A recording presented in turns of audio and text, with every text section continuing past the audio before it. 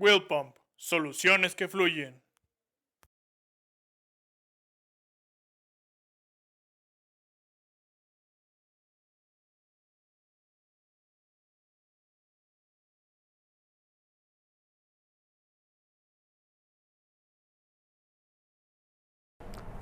Okay, so in this video we want to show you the center section breakdowns of a standard pump, an Autoblock pump, and an Accu Flo pump.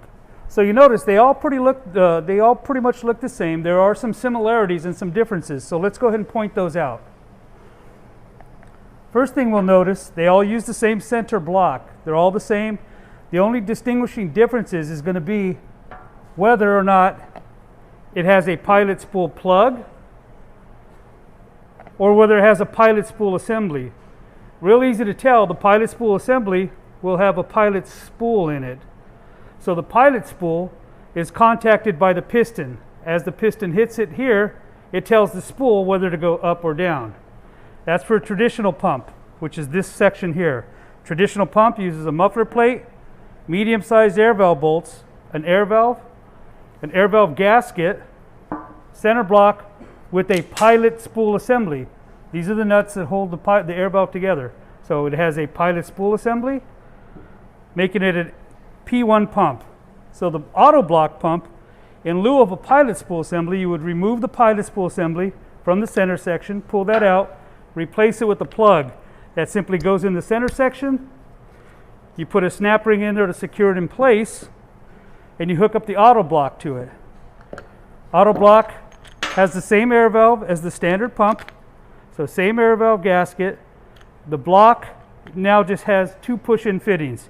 That is controlled by a 5-way external solenoid valve that pressurizes this port or this port. If it's this port, it goes to that side. If it's this port, it comes to this side. Very simple operation. A1B Autoblock. P1, then we get into the A1P, P for ProFlow. So the way this works, uses the same muffler plate.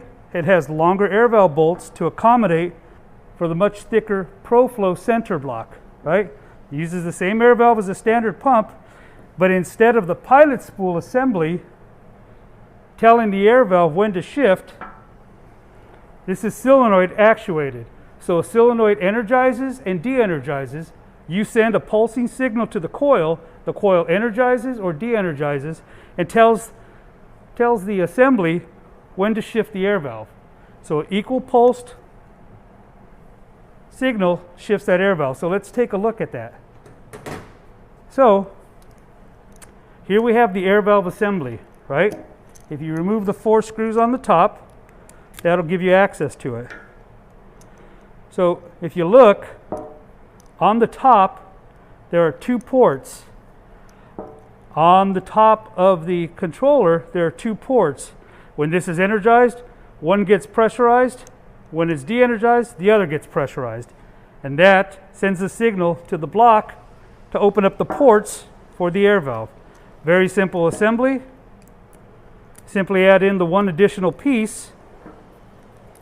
We add in one additional piece between your center block and your air valve, and you feed it with electrical current going towards the coil. There are 3 coil options available: 12 volt, 24 volt, 110 volt. We have them in AC, DC, also ATEX rated for metal pumps, and intrinsically safe for other model pumps. But that is the Accu Flo, traditional, and Autoblock pump.